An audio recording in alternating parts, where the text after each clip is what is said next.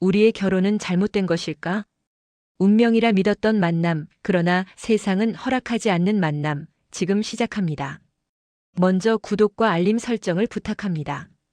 23살 김미나는 자신의 인생에서 가장 행복한 시기를 보내고 있었다. 3년 전 혼인신고를 마친 남편 이준혁과의 생활은 마치 동화 속 이야기처럼 완벽했다. 두 사람은 4년 전 서울 강남구에 위치한 한 영화 감상 동호회에서 처음 만났다. 그날은 프랑스 영화 거장의 회고전이 열리던 날이었고 미나는 늦게 도착해 자리를 찾지 못하고 있었다. 여기 자리 있어요. 준혁이 먼저 말을 걸었다. 그의 미소는 따뜻했고 미나는 그 순간 묘한 친근감을 느꼈다. 영화가 끝난 후 두 사람은 자연스럽게 카페로 자리를 옮겼고 영화에 대한 이야기를 나누다 보니 어느새 해가 지고 있었다. 저도 이 장면에서 울었어요. 미나가 흥분하며 말했다. 저도요. 주변 사람들은 남자가 그런 장면에서 운다고 이상하게 봤지만 전 정말 감동적이었어요. 준혁이 웃으며 대답했다. 두 사람의 대화는 끝이 없었다. 좋아하는 음식도 같았다. 둘 다 매운 음식을 못 먹었고 단 음식을 좋아했다. 겨울에는 추위를 유난히 많이 타서 항상 두꺼운 옷을 입고 다녔다. 심지어 잠버릇까지 비슷했다. 둘 다 이불을 꼭 껴안고 자야 잠이 들었다. 우리 진짜 신기하게 닮았네요. 준혁이 말했다. 그렇네요. 미나가 웃으며 답했다. 실제로 두 사람은 외모도 놀라울 정도로 닮아 있었다. 눈매와 코의 형태, 심지어 웃을 때 드러나는 앞니의 모양까지 비슷했다. 사람들은 두 사람을 보며 남매냐고 물었고 그럴 때마다 미나와 준혁은 손을 맞잡으며 연인이에요라고 당당히 말했다. 그들에게 그 닮음은 운명의 증거처럼 느껴졌다. 두 사람의 연애는 순탄했다. 첫 만남 이후 매주 영화를 보러 다녔고 주말에는 함께 요리를 하거나 산책을 즐겼다. 준혁은 미나의 모든 것을 이해했고 미나는 준혁과 함께 있을 때 가장 편안함을 느꼈다. 교제 6개월이 되던 날 준혁이 먼저 동거를 제안했다. 미나야, 우리 함께 살면 어떨까? 매일 헤어지는 게 너무 아쉬워. 미나는 잠시 망설였다. 부모님은 보수적인 편이었고 결혼 전 동거를 반대할 것이 분명했다. 하지만 준혁과 함께라면 모든 것이 괜찮을 것 같았다. 좋아요. 하지만 부모님께는 나중에 말씀드릴게요. 두 사람은 서울 마포구의 작은 원룸에서 동거를 시작했다. 함께 사는 시간은 예상보다 훨씬 더 행복했다. 아침에 일어나 함께 식사를 하고 퇴근 후 함께 저녁을 준비하는 일상이 소중했다. 사소한 다툼도 있었지만 두 사람은 항상 대화로 풀어나갔다. 준혁아, 오늘 회사에서 정말 힘든 일이 있었어. 미나가 피곤한 표정으로 말했다. 무슨 일이었어? 말해봐. 내가 다 들어줄게. 준혁은 미나를 안아주며 위로했다. 이런 소소한 순간들이 쌓여가며 두 사람의 사랑은 더욱 깊어졌다. 동거 1년이 되던 날 준혁이 프러포즈를 했다.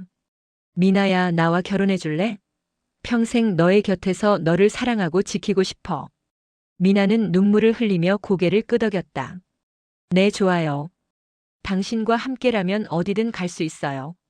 두 사람은 부모님께 결혼 승낙을 받기 위해 양가를 방문했다. 미나의 부모님인 김태수와 박은숙은 처음에는 딸의 동거 사실에 화를 냈지만 준혁의 성실한 모습을 보고 마음을 누그러뜨렸다. 우리 딸 잘 부탁하네. 김태수가 준혁의 손을 꼭 잡으며 말했다. 네, 장인어른. 미나를 평생 행복하게 해드리겠습니다. 준혁이 진지하게 대답했다. 준혁의 부모님은 이미 몇 년 전 교통사고로 세상을 떠났고 준혁은 할머니와 단둘이 살고 있었다. 할머니 이순자는 손자의 결혼을 무척 기뻐했다. 우리 준혁이가 드디어 장가를 가는구나. 며느리도 참 예쁘고 착하네. 순자 할머니가 미나의 손을 잡으며 말했다. 두 사람은 혼인신고를 먼저 하기로 했다. 결혼식은 3개월 후로 잡았지만 법적으로 부부가 되고 싶었기 때문이다. 혼인신고를 하던 날 미나는 서류에 도장을 찍으며 행복에 겨워 눈물을 흘렸다. 드디어 우리 부부가 됐네요. 그래, 이제 우리는 진짜 가족이야. 혼인신고 후 3년의 시간이 흘렀다. 미나와 준혁은 여전히 신혼부부처럼 다정했다. 두 사람은 작은 아파트로 이사했고 각자의 직장에서 성실히 일하며 미래를 준비했다. 여보, 우리 내년쯤에는 아기 가져볼까? 어느 날 저녁 준혁이 조심스럽게 물었다. 아직은 좀 이른 것 같은데. 그래도 당신이 원한다면 생각해 볼게. 미나가 웃으며 답했다. 두 사람은 주말마다 아기용품점을 구경하며 미래를 그렸다. 준혁은 딸을 원했고 미나는 아들을 원했다. 하지만 성별은 중요하지 않았다. 그저 건강한 아이를 낳아 행복한 가정을 꾸리는 것이 두 사람의 꿈이었다. 미나의 부모님도 두 사람의 결혼 생활을 흐뭇하게 지켜봤다. 명절 때마다 찾아오는 사위를 보며 김태수는 만족스러워했다. 우리 사위 참 괜찮은 사람이야. 미나가 좋은 사람 만났어. 김태수가 아내에게 말했다. 그러게 말이에요. 처음엔 동거한다고 했을 때 얼마나 화가 났는지 몰라요. 그런데 지금 보니 잘한 선택이었네요. 박은숙도 동의했다. 준혁의 할머니 순자도 손자의 행복한 모습에 안심했다. 몇 년 전 아들 부부를 잃은 충격에서 벗어나지 못하고 있던 순자는 손자의 결혼 덕분에 다시 삶의 의욕을 찾았다. 미나야, 우리 준혁이 잘 부탁한다. 할미는 이제 늙어서 오래 못 살 것 같은데 너희 둘이 행복한 모습 보니 마음이 편안하구나. 순자가 미나의 손을 잡으며 말했다. 할머니, 무슨 말씀을 그렇게 하세요? 오래오래 건강하셔야죠. 우리 아기 낳으면 할머니가 봐주셔야 해요. 미나가 웃으며 답했다. 그렇게 모든 것이 완벽해 보였다. 두 사람의 사랑은 시간이 지날수록 더욱 깊어졌고 주변 사람들도 그들의 행복을 축복했다. 하지만 운명은 잔인했다. 누구도 예상하지 못한 충격적인 진실이 그들을 기다리고 있었다. 혼인신고 3년 차가 되던 해, 미나와 준혁은 미뤄왔던 결혼식을 올리기로 결정했다. 이제 우리도 제대로 된 결혼식을 올려야 할 것 같아. 부모님들도 계속 언제 하냐고 물어보시잖아. 준혁이 말했다. 그래요. 저도 웨딩드레스 입고 싶었어요. 당신과 함께 버질로드를 걷는 상상만 해도 설레요. 미나가 행복한 표정으로 답했다. 두 사람은 서울 강남구의 유명한 웨딩홀을 예약했다. 날짜는 5월 15일 토요일 오후 2시로 정했다. 봄꽃이 만개하는 계절이었고 두 사람이 처음 만난 계절이기도 했다. 미나는 친구들과 함께 웨딩드레스를 고르러 다녔다. 여러 드레스를 입어보다가 순백의 머메이드 드레스를 선택했다. 드레스를 입은 미나는 공주처럼 아름다웠다. 미나야, 너 정말 예쁘다. 준혁 씨가 보면 기절하겠어. 친구 정수연이 말했다. 그치? 나도 이 드레스가 마음에 들어. 준혁이 좋아할까? 미나가 거울을 보며 물었다. 당연하지. 준혁 씨가 얼마나 너를 사랑하는데. 준혁도 친구들과 함께 예복을 맞췄다. 검은색 턱시도에 흰색 나비 넥타이를 매니 한층 더 멋있어 보였다. 형수님이 보면 반할 것 같은데요? 친구 최민석이 장난스럽게 말했다. 그래, 나도 좀 떨린다. 미나가 예쁘게 봐줄까? 준혁이 쑥스럽게 웃었다. 두 사람은 청첩장도 함께 디자인했다. 청첩장에는 두 사람이 함께 찍은 스냅 사진이 들어갔고 운명처럼 만나 사랑으로 하나 되는 날이라는 문구가 적혀 있었다. 청첩장은 양가 친척들과 친구들에게 발송됐다. 미나의 부모님은 친척들에게 일일이 전화를 걸어 딸의 결혼식을 알렸다. 결혼식을 한 달 앞둔 어느 날 미나의 어머니 박은숙은 오랜만에 사촌 언니 김미경에게 전화를 걸었다. 미경은 은숙보다 5살 많았고 어릴 적부터 친자매처럼 가깝게 지냈다. 언니, 나 은숙이야. 잘 지내셨어요? 어머, 은숙아. 오랜만이다. 잘 지내지. 너는 어떻게 지내니? 저도 잘 지내요. 그런데 언니, 우리 미나가 다음 달에 결혼해요. 청첩장 보내드릴게요. 정말? 축하한다. 미나가 벌써 그렇게 컸구나. 우리 미나 어릴 때 보던 게 엊그제 같은데. 감사해요, 언니. 결혼식은 5월 15일 토요일 오후 2시인데 강남 그랜드 웨딩홀에서 해요. 꼭 오세요. 전화기 너머로 잠시 침묵이 흘렀다. 그러다 미경이 놀란 목소리로 말했다. 은수가 지금 뭐라고 했어? 5월 15일 토요일 오후 2시 강남 그랜드 웨딩홀. 네, 왜요? 그날 무슨 일 있으세요? 세상에. 우리 손자도 그날 그 웨딩홀에서 결혼식 올려. 시간도 오후 2시인데. 은숙은 깜짝 놀랐다. 정말요? 세상에, 이게 무슨 우연이에요? 그럼 우리 같은 날 같은 장소에서 결혼식을 올리는 거네요? 그러게 말이야. 신기하다. 손자 녀석도 이번에 결혼한다고 해서 얼마나 기쁜지 몰라. 우리 손자가 벌써 27이야. 언니 손자가 벌써 그렇게 컸어요? 시간 참 빠르네요. 두 사람은 손자와 딸의 결혼 이야기로 한참을 수다를 떨었다. 그러다 미경이 물었다. 그런데 은수가 미나 신랑은 어떤 사람이야? 이름이 뭐래? 사위 이름은 이준혁이에요. 참 착하고 성실한 친구예요. 우리 미나랑 너무 잘 어울려요. 전화기 너머로 또다시 침묵이 흘렀다. 이번에는 더 길고 무거운 침묵이었다. 은수가 지금 뭐라고 했어? 이준혁? 네, 왜요? 언니도 그 이름 아는 사람 있어요?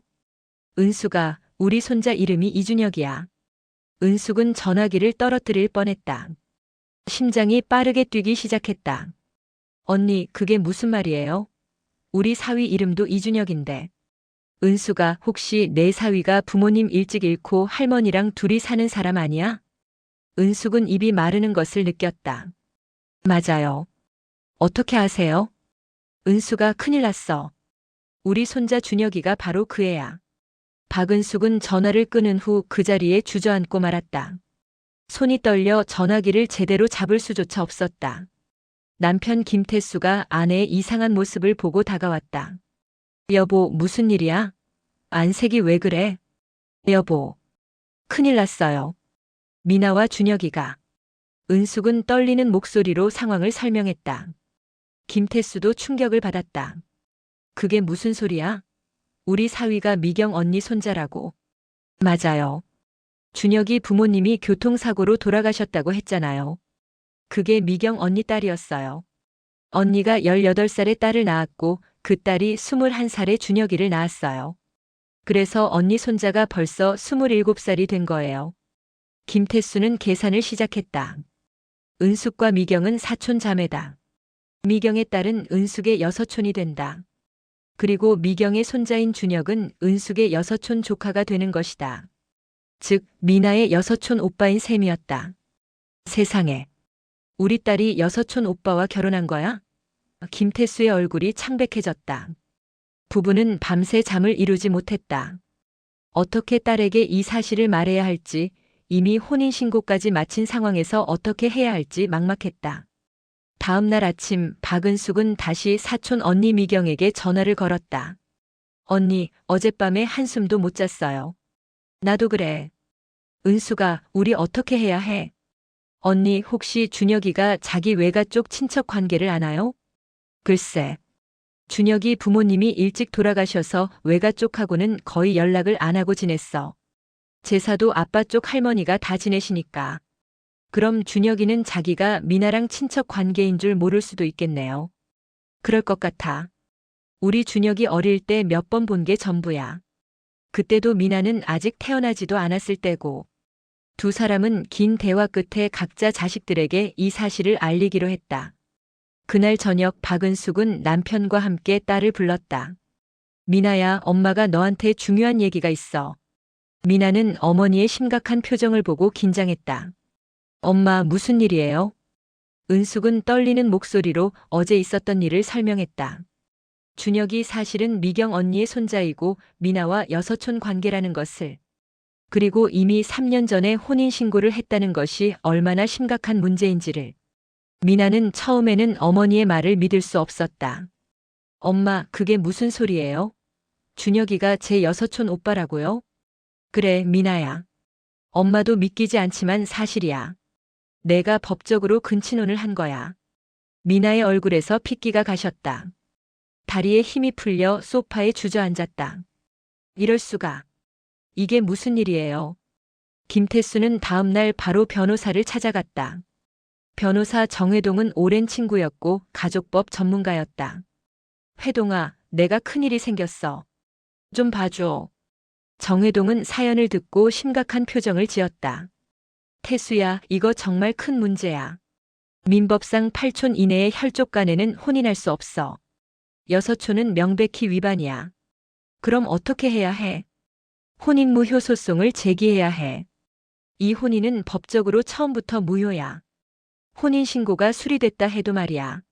무효라니.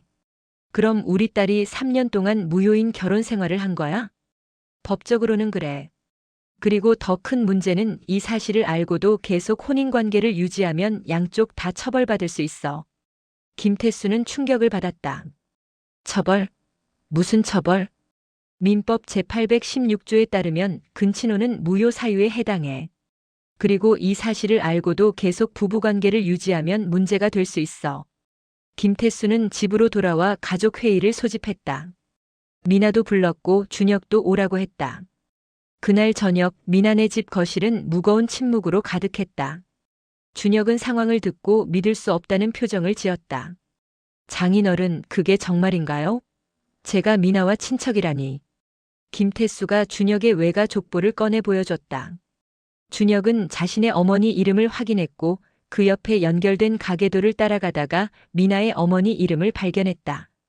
둘은 6촌 관계였다. 세상에. 준혁은 고개를 숙였다. 준혁아, 너희는 헤어져야 해. 법적으로도 안 되는 관계야. 김태수가 단호하게 말했다.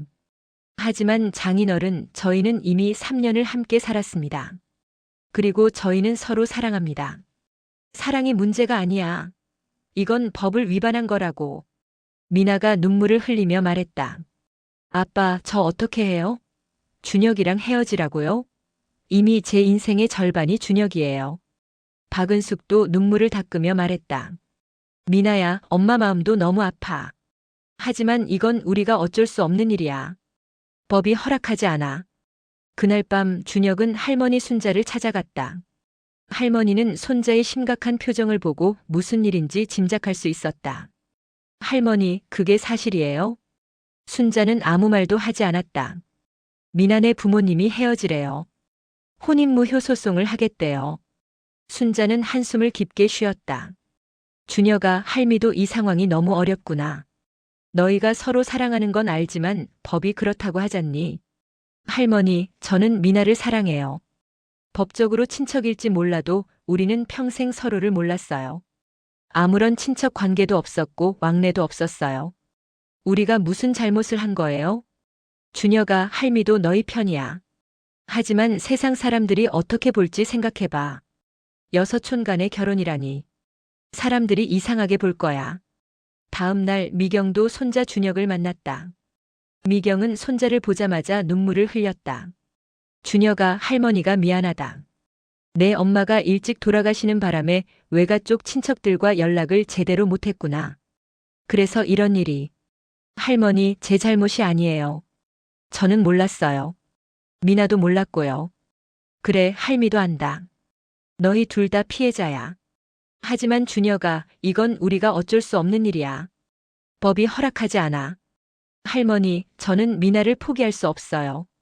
3년 동안 함께 살았고 우리는 진짜 부부예요.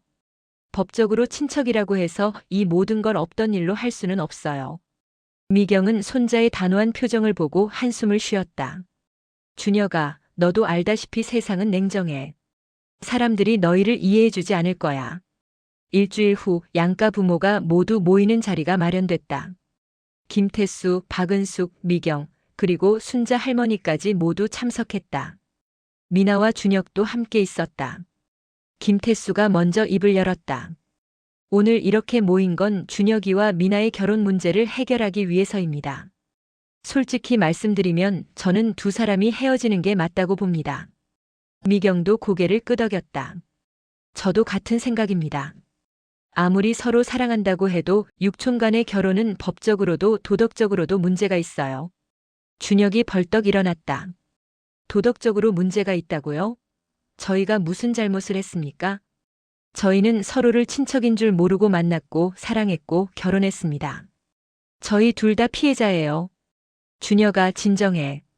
순자 할머니가 손자를 진정시켰다. 박은숙이 눈물을 흘리며 말했다. 우리도 마음이 아파. 사위를 좋아했고 너희 둘이 행복한 모습을 보는 게 좋았어. 하지만 이건 우리가 어쩔 수 없는 일이야. 미나도 눈물을 참지 못했다. 엄마, 저 어떡해요? 준혁이 없이는 살 수 없어요. 우리 3년 동안 진짜 부부로 살았어요. 이게 다 거짓말이 되는 거예요? 김태수가 단호하게 말했다. 미나야, 이건 내 미래를 위한 일이야. 지금 헤어지는 게 힘들어도 나중에는 이해하게 될 거야. 아빠는 제 마음도 모르면서 무슨 미래를 걱정하세요? 저는 준혁이랑 평생 살고 싶어요. 미나야. 김태수의 목소리가 높아졌다. 지금 내가 무슨 말을 하는지 알아? 너희가 만약 아이를 낳으면 어떻게 하려고? 근친혼으로 태어난 아이가 어떤 위험에 처할 수 있는지 생각해 봤어? 방 안이 갑자기 조용해졌다. 누구도 그 부분까지 생각하지 못했다. 준혁이 침착하게 말했다. 장인어른, 저희는 아이를 갖지 않을 겁니다. 저희 둘이서만 행복하게 살겠습니다. 그게 말이 되는 소리야? 결혼해서 아이도 안 갖고? 그게 무슨 결혼이야? 저희에게는 서로만 있으면 충분합니다. 저는 미나를 사랑합니다. 그리고 미나도 저를 사랑해요. 그것만으로도 충분해요. 미경이 답답한 표정으로 말했다. 준혁아, 너 지금 감정에 휩싸여서 그러는 거야. 냉정하게 생각해봐. 이 사실이 알려지면 너희 둘 다 사회에서 어떤 시선을 받을지 생각해봤어? 할머니, 그럼 평생 숨기고 살면 되잖아요. 아무도 모르게요. 그게 가능할 것 같아? 친척들도 다 알게 될 텐데. 명절 때마다 어떻게 할 거야? 서로 사돈인데 육촌 오빠와 동생이 부부라니 그게 말이 돼? 순자 할머니가 조용히 말했다. 여러분, 제 의견을 말씀드려도 될까요? 모두가 할머니를 바라봤다. 저는 이미 늙은 사람이고 세상 물정도 잘 모릅니다. 하지만 한 가지는 알아요. 저 아이들이 서로를 진심으로 사랑한다는 것. 3년 동안 함께 살면서 단 한 번도 싸우는 모습을 본 적이 없어요. 항상 서로를 배려하고 아끼고 존중했어요. 할머니, 그게 문제가 아니라. 김태수가 말을 이었지만 순자가 손을 들어 제지했다. 들어보세요. 저는 아들 부부를 잃었어요. 그 슬픔이 얼마나 큰지 여러분은 모르실 겁니다. 준혁이가 결혼하고 행복해하는 모습을 보면서 저는 다시 살아갈 이유를 찾았어요. 그런데 지금 그 행복을 빼앗으라고 하시는 건가요? 박은숙이 눈물을 닦으며 말했다. 언니, 저희도 마음이 아파요. 하지만 법이 뭐가 그리 중요해? 법이 사람을 행복하게 해줘? 저 아이들은 아무 잘못도 하지 않았어. 몰랐던 거야. 그런데 이제 와서 헤어지라고 하는 게 맞는 걸까? 회의는 결론 없이 끝났다. 미나 부모는 여전히 이혼을 원했고 준혁은 결사 반대했다. 미나는 혼란스러워했다. 그날 밤 미나는 혼자 방에 앉아 있었다. 3년 전 준혁과 처음 만났던 날이 떠올랐다. 영화관에서 우연히 마주쳤던 그 순간 그의 따뜻한 미소, 같은 장면에서 함께 울었던 기억들. 우리가 닮았던 건 우연이 아니었구나. 미나는 쓸쓸하게 웃었다. 같은 핏줄이었기 때문에 닮았던 것이다. 음식 취향도 성격도 심지어 잠버릇까지 비슷했던 이유도 이제 이해가 됐다. 미나는 핸드폰을 꺼내 준혁에게 메시지를 보냈다. 오빠, 우리 만나서 얘기해요. 준혁에게서 답장이 바로 왔다. 지금 갈게. 10분만 기다려. 두 사람은 집 근처 공원에서 만났다. 5월의 밤 공기는 차가웠고 미나는 몸을 떨었다. 준혁이 자신의 재킷을 벗어 미나에게 입혀줬다. 추워? 집에서 얘기할까? 아니요. 여기가 좋아요. 두 사람은 벤치에 앉았다. 한참 동안 아무 말도 하지 않았다. 미나가 먼저 입을 열었다. 오빠, 우리 어떻게 해야 할까요? 모르겠어. 솔직히 나도 혼란스러워. 오빠는 저를 아직도 사랑해요? 준혁이 미나의 손을 꼭 잡았다. 당연하지. 미나가 육촌 동생이든 십촌 동생이든 내 사랑은 변하지 않아. 하지만 우리는 친척이에요. 법적으로도 안 되는 관계고. 법이 뭐가 중요해? 우리는 서로를 사랑하고 3년 동안 행복하게 살았잖아. 그게 가장 중요한 거 아냐? 미나는 눈물을 흘렸다. 하지만 오빠, 부모님 말씀도 맞는 것 같아요. 우리가 아이를 갖게 되면 어떡해요? 근친혼으로 태어난 아이는 유전적 문제가 있을 수 있대요. 그럼 아이를 안 가지면 돼. 나는 미나만 있으면 충분해. 그렇게 쉽게 말할 수 있는 문제가 아니에요. 오빠도 언젠가는 아이를 갖고 싶어질 거예요. 그때 가서 후회하면 어떡해요? 준혁은 미나의 얼굴을 마주보며 말했다. 미나야, 나는 내가 없는 미래는 상상할 수 없어. 아이가 있든 없든 나는 너랑 함께 있고 싶어. 오빠. 미나는 준혁의 품에 안겨 한참을 울었다. 며칠 후 미나의 친구 정수연이 미나를 만나자고 연락했다. 두 사람은 카페에서 만났다. 미나야, 너 요즘 왜 이래? 연락도 안 되고. 무슨 일 있어? 미나는 망설이다가 모든 상황을 설명했다. 수연은 충격을 받은 표정이었다. 뭐? 준혁 씨가 내 육촌 오빠라고? 세상에. 응. 나도 믿기지 않아. 어떡하면 좋을까? 수연은 한참 생각하다가 조심스럽게 말했다. 미나야, 솔직히 말할게. 이거 좀 심각한 문제야. 법적으로도 문제지만 사람들이 알게 되면 너희 둘 다 손가락질 받을 거야. 나도 알아. 그래서 고민이야. 미나야, 너 정말 준혁 씨를 사랑해? 아니면 3년 동안 함께 살았다는 사실 때문에 헤어지기 힘든 거야? 미나는 잠시 망설였다. 모르겠어. 처음에는 정말 사랑했어. 지금도 사랑하는 것 같은데. 오빠가 육촌 오빠라는 사실을 알고 나니까 모든 게 달라 보여. 그럼 이미 답은 나온 거 아니야? 내 마음이 변했다면 그게 헤어질 이유가 되는 거지.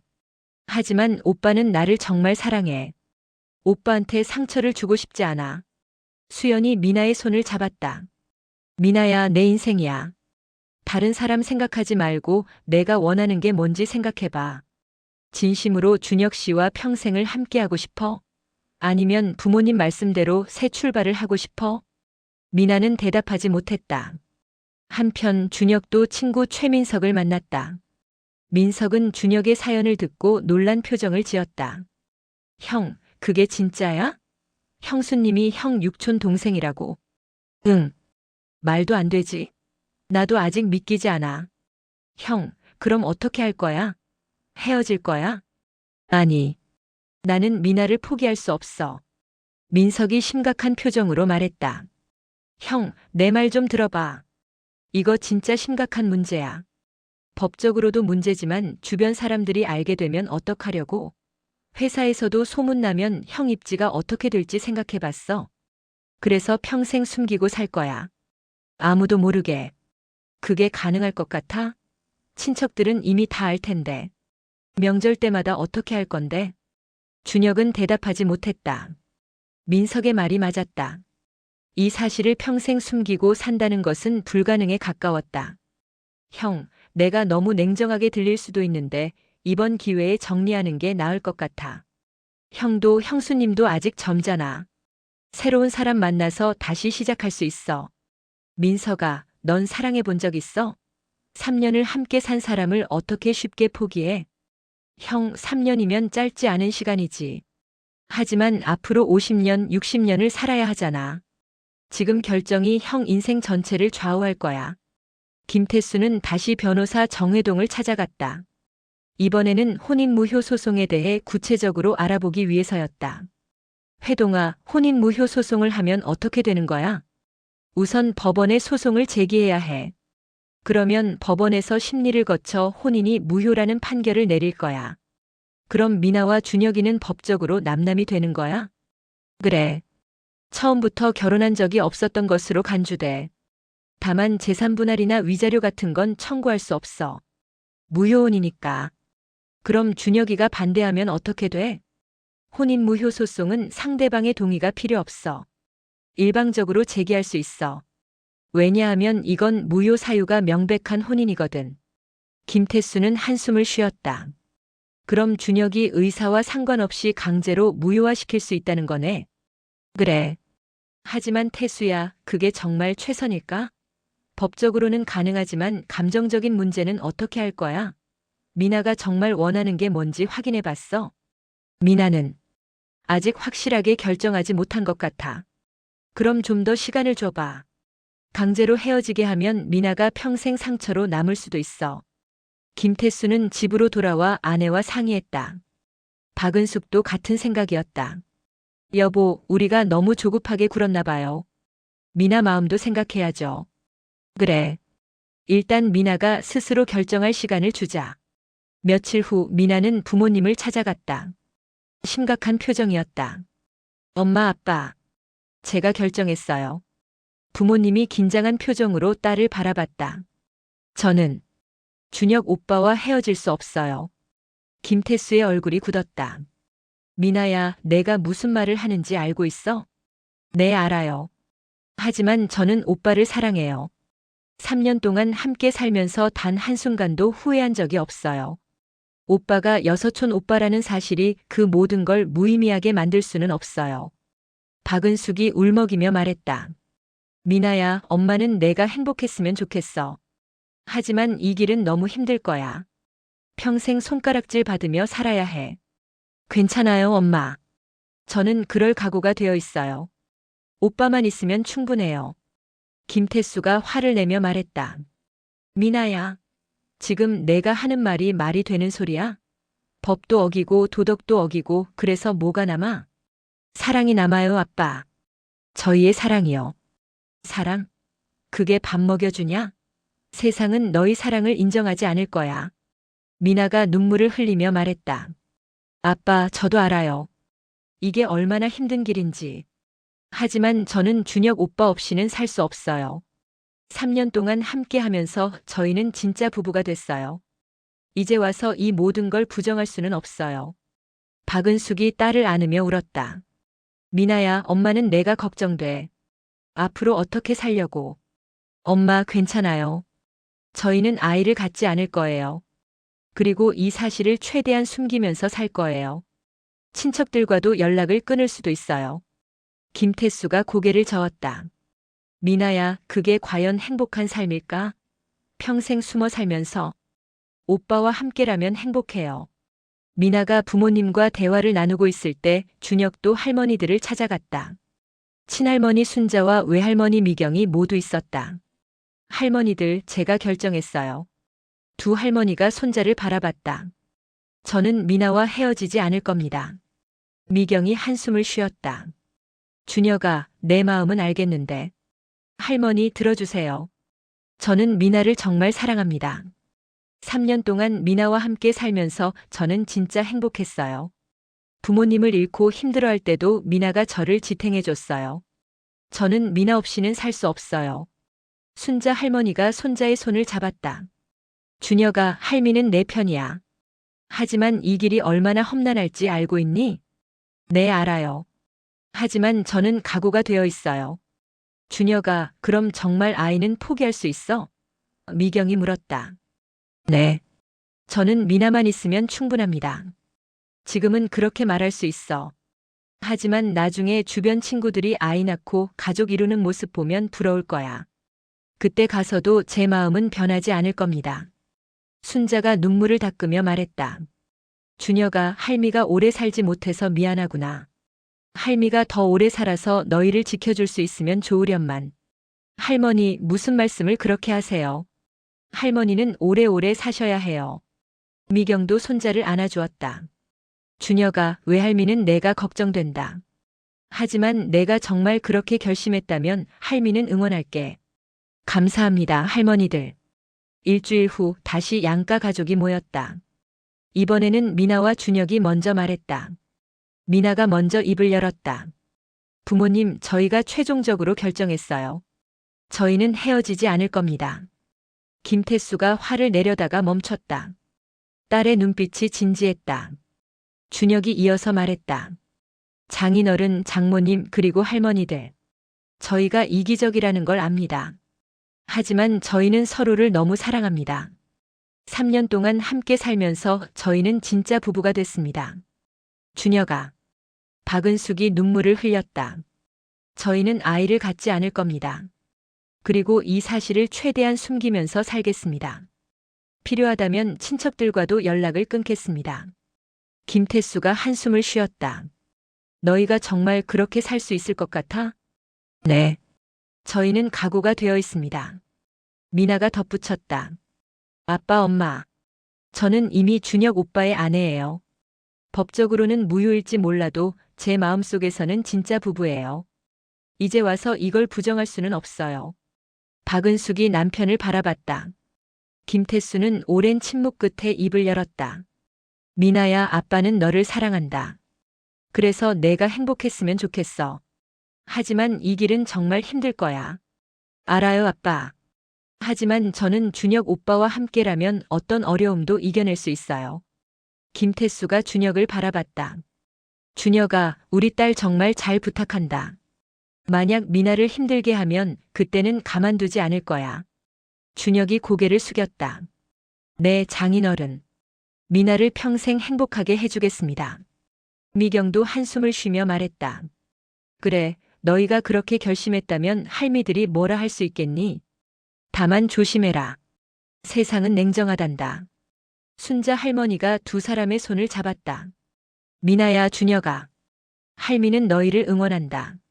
힘들 때는 언제든 할미한테 와. 알았지? 네, 할머니. 감사합니다. 그날 이후 미나와 준혁은 새로운 각오로 생활을 시작했다. 우선 결혼식은 취소했다. 청첩장을 받은 사람들에게는 개인 사정으로 연기한다고 통보했다. 두 사람은 서울을 떠나 경기도 외곽의 작은 도시로 이사했다. 새로운 곳에서 새로운 시작을 하기 위해서였다. 준혁은 회사를 옮겼고 미나도 새 직장을 구했다. 여보, 여기 괜찮지? 준혁이 새 아파트를 둘러보며 물었다. 응, 좋아. 우리 둘이서 새로 시작하는 거니까. 미나가 웃으며 답했다. 두 사람은 친척들과의 연락을 최소화했다. 명절에도 각자 부모님만 찾아뵙고 친척 모임에는 참석하지 않았다. 주변 사람들에게는 미나와 준혁이 서로 아무 관계도 없는 부부라고 소개했다. 회사 동료들도 우리가 친척인 줄 모르죠? 미나가 조심스럽게 물었다. 당연하지. 아무도 모르고 앞으로도 절대 알 수 없어. 우리는 그냥 평범한 부부야. 하지만 비밀을 지키는 것은 생각보다 어려웠다. 회사 동료들이 가족 이야기를 할 때마다 미나와 준혁은 긴장해야 했다. 특히 명절 이야기가 나올 때면 더욱 조심스러웠다. 미나 씨, 명절 때 친척들 많이 만나세요? 동료가 무심코 물었다. 아니요, 저희는 가족이 많지 않아서요. 미나는 애써 웃으며 대답했다. 시간이 지나면서 두 사람은 나름의 일상을 찾아갔다. 주말에는 함께 요리를 하고 영화를 보고 산책을 했다.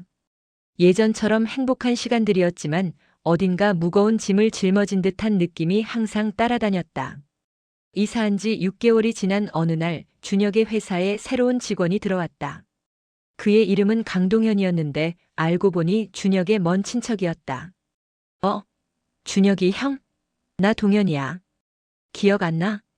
동현이 반갑게 인사했다. 준혁은 식은땀을 흘렸다. 동현은 어릴 적 몇 번 본 적이 있는 먼 친척이었다. 그리고 동현은 미나와 준혁의 관계를 알고 있을 가능성이 높았다. 아, 동현아. 여기서 일하게 됐구나. 준혁은 최대한 태연한 척했다. 네, 형. 이번에 이 회사로 이직했어요. 그런데 형수님은 잘 지내시죠? 결혼식 못 가서 미안했어요. 준혁의 심장이 빠르게 뛰었다. 아, 응. 잘 지내. 그나저나 내가 여기 들어올 줄은 몰랐네. 형, 우리 점심 같이 먹어요. 오랜만에 만났는데 할 얘기도 많고. 점심시간 두 사람은 회사 근처 식당에서 마주 앉았다. 동현은 친척들의 근황을 물었고 준혁은 적당히 얼버무렸다. 형, 그런데 형이랑 형수님이 친척이라는 소문 들었는데 진짜예요? 동현이 갑자기 물었다. 준혁은 깜짝 놀랐다. 뭐? 그게 무슨 소리야? 아, 제가 명절 때 큰어머니한테 들었어요. 형이랑 형수님이 육촌 사이라고. 준혁은 당황했지만 최대한 침착하게 대답했다. 동현아, 그건 착각이야. 우리는 그냥 평범한 부부야. 그래요? 제가 잘못 들었나 보네요. 죄송해요, 형. 괜찮아. 그런데 동현아, 부탁 하나만 할게. 그런 소문 퍼뜨리지 마. 알겠지? 네, 형. 당연하죠. 하지만 준혁은 불안했다. 동현이 정말 비밀을 지켜줄지 확신할 수 없었다. 그날 저녁 준혁은 미나에게 이 사실을 말했다. 여보, 회사에 친척이 들어왔어. 우리 이야기를 알고 있는 것 같아. 미나의 얼굴이 창백해졌다. 어떡해요? 소문이 퍼지면. 일단 조심하자. 동현이한테 부탁은 했으니까. 하지만 걱정했던 일이 벌어졌다. 한 달 후 준혁의 회사에서 이상한 소문이 돌기 시작했다. 준혁이 친척과 결혼했다는 소문이었다. 준혁 씨, 진짜 친척이랑 결혼하신 거예요? 한 동료가 조심스럽게 물었다. 아니에요. 그건 사실이 아닙니다. 준혁은 단호하게 부인했다. 하지만 소문은 쉽게 사그라들지 않았다. 동료들의 시선이 이상해졌고 준혁은 회사 생활이 힘들어졌다. 미나도 비슷한 상황을 겪었다. 어느 날 대학 동창회에 참석했는데 한 친구가 이상한 질문을 했다. 미나야, 너 남편이랑 친척이라는 얘기 들었는데 진짜야? 미나는 깜짝 놀랐다. 무슨 소리야? 누가 그런 헛소리를 해? 아니, 나도 누구한테 들었는지 기억이 안 나는데. 그냥 소문으로 들었어. 그건 사실이 아니야. 우리는 아무 관계도 없어. 하지만 친구의 눈빛에는 의심이 가득했다.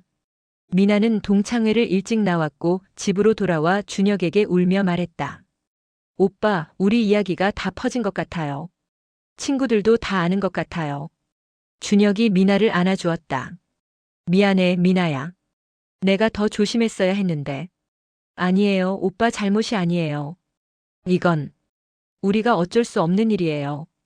두 사람은 밤새 이야기를 나눴다. 이대로 계속 살 수 있을지 아니면 정말 헤어져야 하는지 고민했다.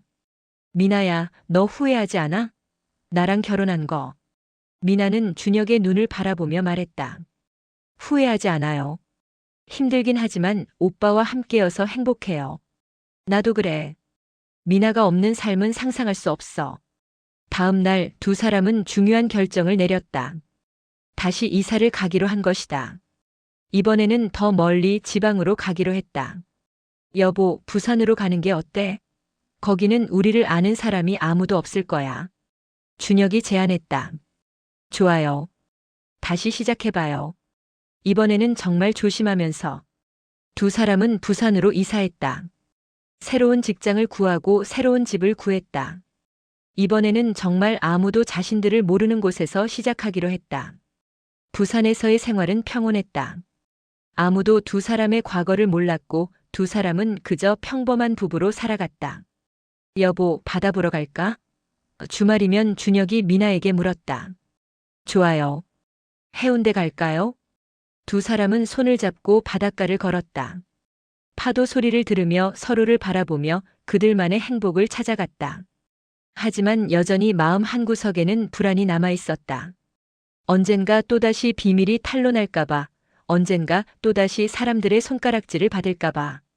오빠, 우리 이렇게 평생 살 수 있을까요? 어느 날 저녁 미나가 물었다. 그럼. 우리는 할 수 있어. 서로만 믿으면 돼. 그런데 오빠, 가끔은 아이가 있었으면 하는 생각이 들어요. 준혁은 미나의 얼굴을 바라봤다. 미나의 눈에는 슬픔이 가득했다. 미나야, 우리 약속했잖아. 아이는 갖지 않기로. 알아요. 하지만 주변 친구들이 아이 낳고 행복해하는 모습 보면 부러워요. 준혁도 같은 마음이었다. 주변 동료들이 아이 사진을 보여주며 자랑할 때마다 가슴 한구석이 허전했다. 미나야, 미안해. 내가 더 좋은 남편이 되지 못해서. 아니에요, 오빠. 이건 오빠 잘못이 아니에요. 우리 운명이 이런 거예요. 5년이 흘렀다. 미나와 준혁은 여전히 부산에서 살고 있었다. 이제 30이 된 미나와 34이 된 준혁은 나름대로 안정적인 생활을 꾸려가고 있었다. 준혁은 부산의 한 IT 회사에서 팀장으로 일하고 있었고 미나는 작은 디자인 회사에서 근무했다. 두 사람은 여전히 서로를 사랑했고 주말이면 함께 바다를 걷거나 영화를 보며 시간을 보냈다. 하지만 시간이 지날수록 미나의 마음속에는 공허함이 커져갔다. 30이 되자 주변 친구들은 대부분 아이를 낳았고 SNS에는 아이 사진들로 가득했다. 오빠, 저 오늘 산부인과 갔다 왔어요. 어느 날 저녁 미나가 조심스럽게 말했다. 준혁은 깜짝 놀랐다. 왜? 어디 아파? 아니요. 그냥 아이를 가질 수 있을지 상담받으러 갔어요. 준혁의 표정이 굳었다. 미나야, 우리 약속했잖아. 알아요. 하지만 의사 선생님이 그러는데 6촌 정도면 유전적 위험이 그렇게 높지 않대요. 일반 부부보다 조금 높은 정도라고. 미나야. 준혁은 말을 잇지 못했다. 오빠, 저도 고민 많이 했어요. 하지만 저는 오빠의 아이를 갖고 싶어요. 우리 가족을 만들고 싶어요. 준혁은 한참을 생각했다. 사실 그도 같은 마음이었다. 아이를 갖고 싶었다. 하지만 두려웠다. 아이에게 유전적 문제가 있으면 어떡하나, 나중에 아이가 자라서 부모가 친척이라는 사실을 알게 되면 어떡하나. 미나야, 조금만 더 생각해보자. 이건 정말 신중해야 하는 문제야. 미나는 고개를 끄덕였지만 눈물을 흘렸다. 그로부터 한 달 후 미나의 부모님이 부산을 방문했다. 오랜만에 딸과 사위를 보러 온 것이다. 미나야, 잘 지내니? 박은숙이 딸을 꼭 안아주었다. 네, 엄마. 잘 지내요. 저녁 식사 자리에서 김태수가 조심스럽게 물었다. 미나야, 준혁아. 너희 부산에서 생활은 어때? 괜찮아요, 아버님. 부산이 살기 좋더라고요. 준혁이 대답했다. 그래, 다행이다. 그런데 혹시 주변에서 이상한 소문 같은 거 없지? 아니요, 아무도 우리를 모르니까 괜찮아요. 박은숙이 미나의 손을 잡으며 물었다. 미나야, 너 요즘 얼굴이 안 좋은데 무슨 일 있어? 미나는 잠시 망설이다가 말했다. 엄마, 저 아이를 갖고 싶어요. 거실이 조용해졌다. 김태수와 박은숙은 놀란 표정으로 딸을 바라봤다. 미나야, 무슨 소리야? 너희가 아이를 갖지 않기로 하지 않았어? 김태수가 물었다. 알아요, 아빠. 하지만 저는 정말 오빠의 아이를 갖고 싶어요. 5년 동안 생각 많이 했어요. 박은숙이 눈물을 흘리며 말했다. 미나야, 엄마는 내 마음을 이해해. 하지만 너무 위험해. 아이에게 문제가 생기면 어떡하려고? 의사 선생님이 그러는데 위험이 그렇게 높지 않대요. 김태수가 준혁을 바라봤다. 자네 생각은 어때? 준혁은 잠시 침묵하다가 말했다. 저도 솔직히 말씀드리면 아이를 갖고 싶습니다. 하지만 두렵습니다. 아이에게 미안할 것 같아서요. 그래, 그게 문제지. 나중에 아이가 자라서 진실을 알게 되면 어떻게 하려고? 부모가 친척이라는 사실을 알면 아이가 얼마나 충격받을지 생각해봤어. 미나가 울먹이며 말했다. 그럼 평생 비밀로 하면 안 돼요? 아이한테는 절대 말하지 않는 거예요. 미나야, 그게 과연 가능할까? 언젠가는 알게 될 거야. 그날 밤 네 사람은 밤새 이야기를 나눴다. 결론은 나지 않았지만 한 가지는 확실해졌다. 미나와 준혁의 마음속에는 아이에 대한 갈망이 점점 커지고 있다는 것. 그로부터 6개월 후 미나는 임신했다. 두 사람은 오랜 고민 끝에 아이를 갖기로 결정했던 것이다. 오빠, 저 임신했어요. 미나가 떨리는 목소리로 말했다. 준혁은 미나를 꼭 안아주었다. 정말? 우리 아기가 생긴 거야? 네. 저도 믿기지 않아요. 두 사람은 기쁨과 두려움이 교차하는 복잡한 감정을 느꼈다. 기쁜 건 드디어 가족을 이룰 수 있다는 것이고 두려운 건 아이에게 혹시 문제가 있지 않을까 하는 걱정이었다. 미나는 정기적으로 산부인과를 다니며 검사를 받았다. 다행히 모든 검사 결과는 정상이었다. 태아는 건강하게 자라고 있었다. 선생님, 아기는 정말 괜찮은 거죠? 미나가 매번 불안하게 물었다. 네, 걱정하지 마세요. 아기는 아주 건강해요. 의사가 미소 지으며 대답했다. 준혁은 미나를 극진히 보살폈다. 퇴근하면 바로 집으로 달려와 미나의 발을 주물러주고 주말에는 함께 태교 산책을 다녔다. 여보, 아이 이름은 뭐로 할까? 어느 날 준혁이 물었다. 글쎄요. 남자아이면 어떤 이름이 좋을까요? 난 딸이 좋은데. 미나 닮은 예쁜 딸. 저는 아들이 좋아요. 오빠 닮은 멋진 아들. 두 사람은 행복하게 웃었다. 임신 기간 동안 미나와 준혁은 그 어느 때보다 가까워졌다. 하지만 미나의 부모님에게 임신 소식을 알리는 것은 쉽지 않았다. 한 달을 고민하다가 결국 미나가 전화를 걸었다. 엄마, 저 임신했어요. 전화기 너머로 긴 침묵이 흘렀다. 미나야, 정말? 네, 엄마. 저희 아기 가지기로 했어요. 박은숙은 복잡한 심정이었다. 딸이 행복하다니 기쁘면서도 걱정이 앞섰다. 미나야, 엄마는 축하한다. 건강하게 나아라. 고마워요, 엄마. 김태수는 소식을 듣고 한숨을 쉬었지만 결국 받아들였다. 이미 벌어진 일이고 손주가 생긴다는 것은 기쁜 일이었으니까. 마침내 출산일이 다가왔다. 미나는 진통이 시작되자 준혁과 함께 병원으로 갔다. 오빠, 저 무서워요. 미나가 준혁의 손을 꼭 잡으며 말했다. 괜찮아, 미나야. 내가 여기 있잖아. 우리 아기 곧 만날 수 있어. 12시간의 진통 끝에 미나는 건강한 아들을 낳았다. 3.2kg의 통통한 아기였다. 축하드립니다. 건강한 아드님이에요. 의사가 웃으며 말했다. 준혁은 아기를 처음 안아보는 순간 눈물을 흘렸다. 미나야, 고마워. 정말 고마워. 미나도 눈물을 흘리며 아기를 바라봤다. 우리 아기. 정말 예쁘다. 아기는 건강했다. 모든 검사 결과도 정상이었다. 미나와 준혁은 안도의 한숨을 쉬었다. 여보, 이름 정했어요. 이서준이 어때요? 미나가 물었다. 좋아. 서준이. 우리 아들 이름. 미나의 부모님도 병원을 찾아왔다. 김태수는 손주를 안아보며 복잡한 표정을 지었다. 이 작은 생명이 우리 손주구나. 박은숙은 눈물을 흘리며 미나의 손을 잡았다. 미나야, 고생했다. 엄마가 도와줄 테니까 걱정하지 마. 고마워요, 엄마. 순자 할머니와 미경 할머니도 병원을 찾아왔다. 두 할머니는 증손자를 보며 기뻐했다. 어머, 우리 서준이 정말 예쁘네. 순자가 아기를 안아주었다. 그러게 말이에요. 준혁이 어릴 때랑 똑같이 생겼어요. 미경도 웃으며 말했다. 그 순간 미나와 준혁은 모든 것이 괜찮을 거라는 확신을 가졌다. 비록 그들의 사랑이 세상의 기준에 맞지 않을지라도 그들은 행복할 수 있었다. 서준이가 3살이 되던 해 미나와 준혁은 여전히 부산에서 살고 있었다. 서준이는 건강하고 똑똑한 아이로 자라고 있었다. 아빠, 서준이가 준혁에게 달려왔다. 우리 서준이 준혁이 아들을 안아 올렸다. 미나는 주방에서 저녁을 준비하며 행복한 미소를 지었다. 힘든 시간도 많았지만 지금 이 순간만큼은 완벽했다. 여보, 저녁 다 됐어요. 밥 먹어요. 미나가 준혁을 불렀다.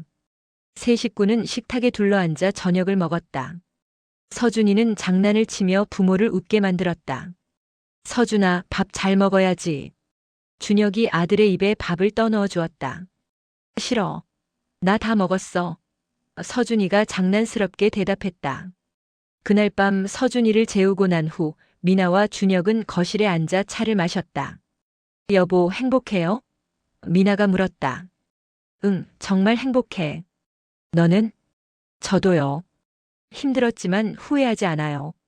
나도 그래. 미나 사랑해. 저도 사랑해요, 오빠. 두 사람은 손을 잡고 창밖을 바라봤다. 부산의 야경이 아름답게 빛나고 있었다. 그들의 사랑은 세상의 기준에 맞지 않았다. 법도 도덕도 사회도 그들을 인정하지 않았다. 하지만 그들에게는 서로가 있었고 이제는 사랑하는 아들도 있었다. 미나는 때때로 생각했다. 만약 처음부터 준혁 오빠가 여서촌 오빠라는 걸 알았다면 어땠을까? 하지만 그녀는 이내 고개를 저었다. 알았다 해도 사랑했을 것이다. 그만큼 준혁은 그녀에게 특별한 사람이었으니까. 준혁도 비슷한 생각을 했다. 모든 것을 처음부터 다시 시작할 수 있다면? 하지만 그는 확신했다. 다시 태어나도 미나를 선택할 것이라고. 그들의 미래는 여전히 불확실했다. 언젠가 서준이가 진실을 알게 될지도 모른다. 주변 사람들이 그들의 비밀을 알게 될지도 모른다. 하지만 그들은 두렵지 않았다. 함께라면 어떤 어려움도 이겨낼 수 있다고 믿었으니까. 여보, 서준이가 자라면 동생을 갖고 싶다고 하면 어떡해요? 미나가 갑자기 물었다. 준혁은 웃으며 대답했다. 그때 가서 생각하자. 지금은 이 순간을 즐기고. 맞아요. 지금이 가장 중요하죠. 두 사람은 서로를 바라보며 미소 지었다. 그들의 사랑은 완벽하지 않았다. 세상이 인정하지 않는 사랑이었다. 하지만 그들에게는 그것으로 충분했다. 미나와 준혁의 이야기는 여기서 끝나지 않는다. 그들은 앞으로도 많은 어려움을 겪을 것이다. 서준이가 자라면서 진실을 알게 될 수도 있고 주변 사람들에게 비밀이 탄로날 수도 있다. 하지만 그들은 포기하지 않을 것이다. 서로를 사랑하는 한 그들은 계속 함께할 것이다. 때로는 법보다 도덕보다 사회의 기준보다 더 중요한 것이 있다. 그것은 바로 진심 어린 사랑이다. 미나와 준혁의 사랑이 그랬다. 세상은 그들을 이해하지 못할 것이다. 하지만 그들은 개의치 않았다. 그들에게는 서로가 있고 그것만으로 충분했으니까. 부산의 밤은 깊어갔다. 미나와 준혁은 소파에 나란히 앉아 창밖의 별을 바라봤다. 그들의 미래는 여전히 불확실했지만 그들의 사랑은 확고했다. 그것만이 유일한 진실이었다. 여보, 우리 내일 서준이 데리고 해운대 갈까요? 미나가 준혁의 어깨에 기대며 물었다. 좋지. 서준이가 바다 좋아하잖아. 우리 가족 행복하죠? 응, 세상에서 가장 행복해. 미나는 준혁의 품에 안겨 눈을 감았다. 8년 전 영화 감상 동호회에서 처음 만났던 그날이 떠올랐다. 그때 그녀는 몰랐다. 자신의 운명이 이렇게 파란만장할 줄은. 하지만 그녀는 후회하지 않았다. 단 한순간도. 서준이가 7살이 되던 해설날, 미나는 오랜만에 부모님 댁을 방문했다. 준혁은 회사 일로 참석하지 못했고 미나와 서준이만 갔다. 미나의 부모님 집에는 친척들이 모여 있었다. 미나는 최대한 친척들과의 접촉을 피하려 했지만 한 고모가 다가왔다. 어머, 미나야. 오랜만이다. 이 아이가 내 아들이구나. 네, 고모. 안녕하세요. 세상에, 얼굴이 준혁이 어릴 때랑 똑같네. 역시 핏줄은 못 속이나 봐. 미나는 식은땀을 흘렸다. 아, 네.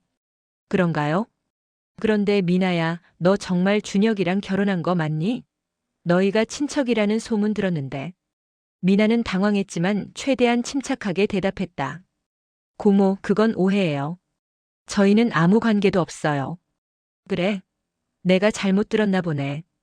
요즘 세상에 그런 일이 어디 있겠어. 고모는 웃으며 돌아갔지만 미나는 불안했다. 친척들 사이에 아직도 소문이 도는 것 같았다.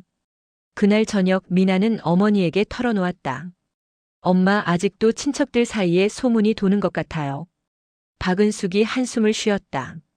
미나야, 엄마가 최대한 막으려고 하는데. 사람들 입을 어떻게 막겠니?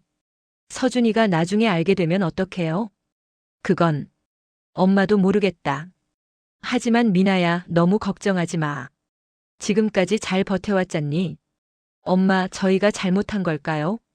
박은숙은 딸을 안아주었다. 잘못한 게 아니야. 너희는 사랑했을 뿐이야. 다만 운명이 너희에게 가혹했을 뿐이지. 미나는 어머니의 품에서 한참을 울었다. 서준이가 8살이 되던 해 준혁은 회사에서 중요한 프로젝트를 맡게 됐다. 서울 본사로의 발령 제의를 받은 것이다. 여보, 나 서울 본사로 가라는데. 어떡할까? 준혁이 미나에게 조심스럽게 말했다. 미나의 얼굴이 굳었다. 서울이요? 거기는 우리를 아는 사람들이 많은데. 나도 그게 걱정이야. 하지만 이건 정말 좋은 기회야. 승진도 보장되고. 하지만 오빠, 서울 가면 또 소문이 퍼질 수 있어요. 우리 그동안 부산에서 평온하게 살았잖아요. 준혁은 고민했다. 경력을 위해서는 서울로 가는 것이 맞았다.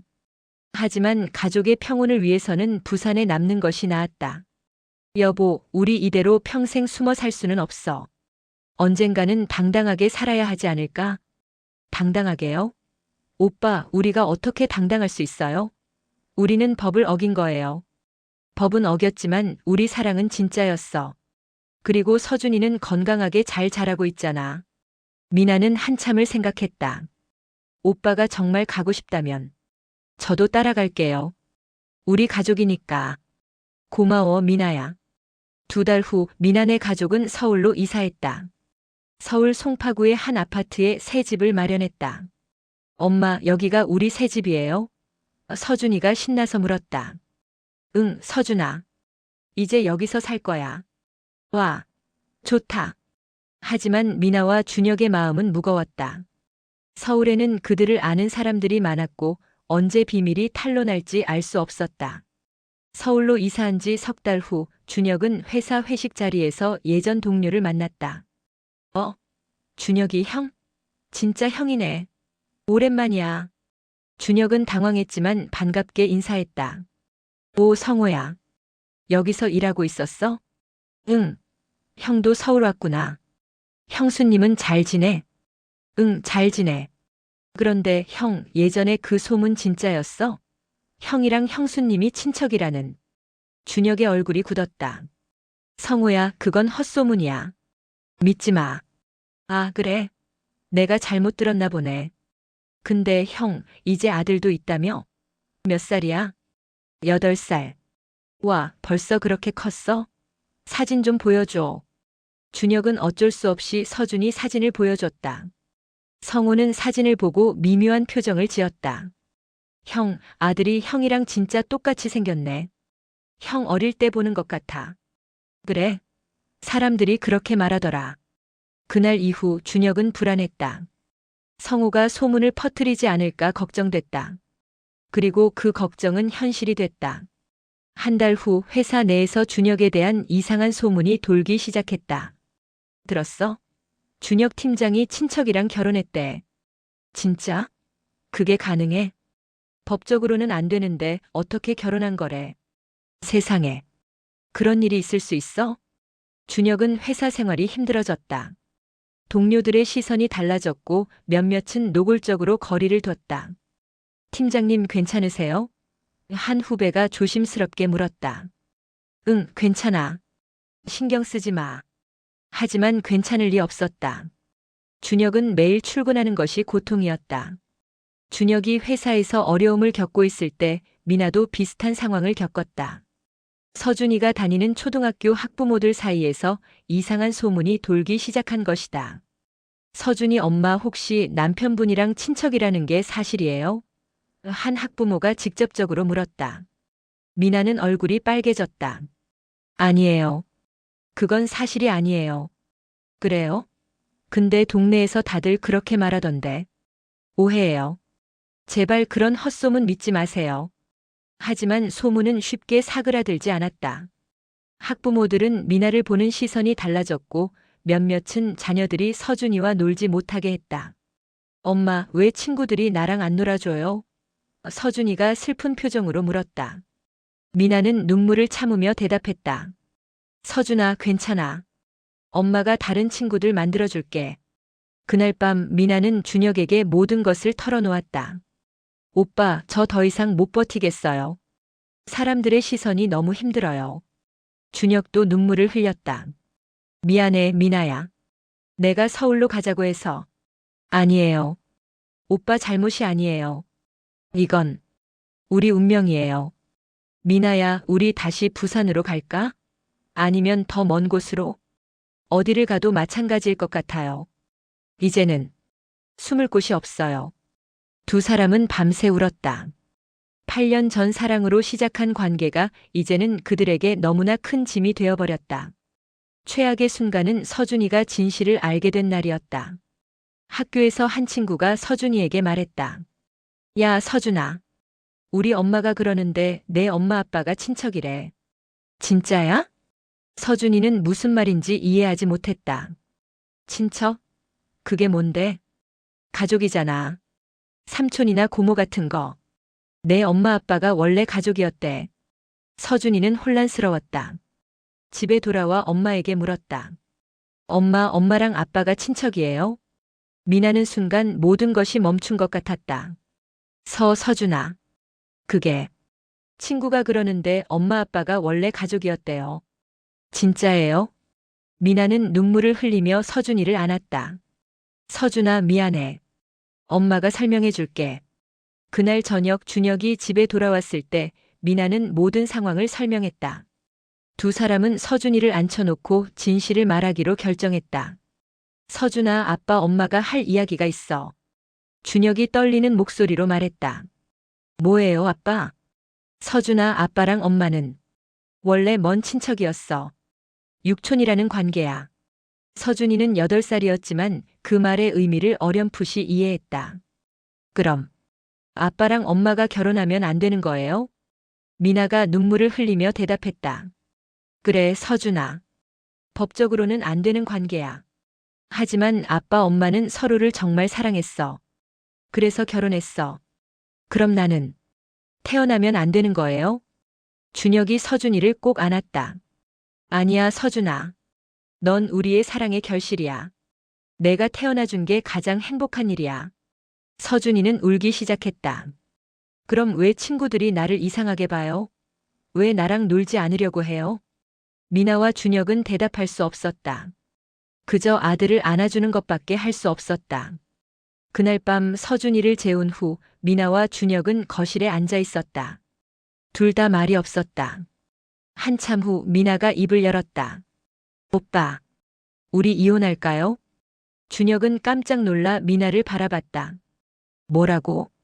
이제는 더 이상 버틸 수가 없어요. 서준이까지 힘들어하는데. 차라리 헤어지는 게 나을 것 같아요. 미나야, 무슨 소리야? 우리 10년을 함께 살았잖아. 그래서 더 미안해요. 오빠 인생을 망쳐버린 것 같아요. 준혁이 미나의 손을 꼭 잡았다. 미나야, 넌 내 인생을 망친 게 아니야. 넌 내 인생의 전부야. 하지만 오빠, 현실을 봐요. 우리는 어디를 가도 손가락질 받아요. 서준이까지 고통받고 있어요. 이게 맞는 건가요? 그럼 넌 나랑 헤어지고 싶어?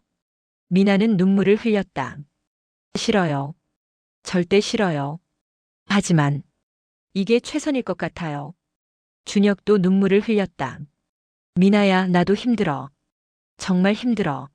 하지만 너 없이는 살 수 없어. 저도요, 오빠. 저도 오빠 없이는 못 살아요. 그래서 더 괴로워요. 두 사람은 밤새 울었다. 그리고 아침이 밝았을 때 그들은 하나의 결심을 했다. 오빠, 우리 외국으로 갈까요? 미나의 제안에 준혁은 눈을 크게 떴다. 외국? 네. 한국에서는 우리가 행복할 수 없어요. 하지만 다른 나라에서는 아무도 우리를 모르잖아요. 준혁은 한참을 생각했다. 그래. 그것도 방법이겠네. 2달 후 미나네 가족은 캐나다로 이민을 떠났다. 준혁은 캐나다의 IT 회사에 취직했고 미나는 프리랜서 디자이너로 일하기 시작했다. 토론토의 작은 집에서 그들은 새로운 삶을 시작했다. 서준이는 현지 학교에 적응했고 새로운 친구들을 사귀었다. 맘, 데드, 임 해피히. 서준이가 영어로 말했다. 미나와 준혁은 서로를 바라보며 미소 지었다.